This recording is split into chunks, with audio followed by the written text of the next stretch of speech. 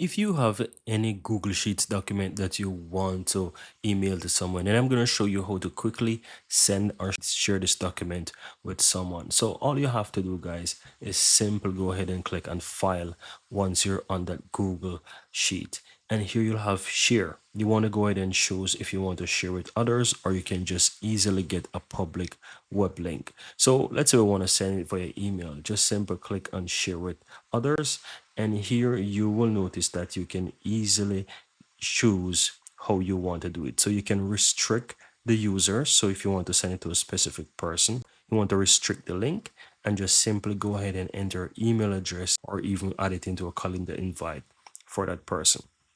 I'm going to go ahead and just add an email address here, just like that. And here you can see now that it now shows that I have a link at the bottom. I have a section for a message. I can write whatever I want here, and I can choose if I want them to be, or if I want them to be able to view it, or be a commenter or editor, right? So you can choose that. Now, once you do that, just simply go ahead and hit and send, and they will receive an email.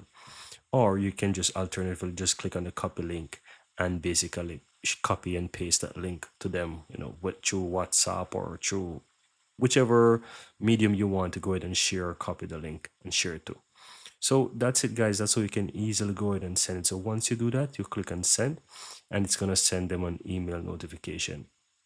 Keep in mind that at any point in time, you can always go back and choose how you want to manage the link. You can go ahead and you can put it to even anyone with the link, and you can copy the link just the same. So if I want that, I can go ahead, I can put the email and go ahead and send it. The only thing with this is that it's very important that you decide how you want to manage the link and the rights that you want to give them. So if you want to keep in mind that each time you make changes to the general access, you want to make sure that you change the type of access.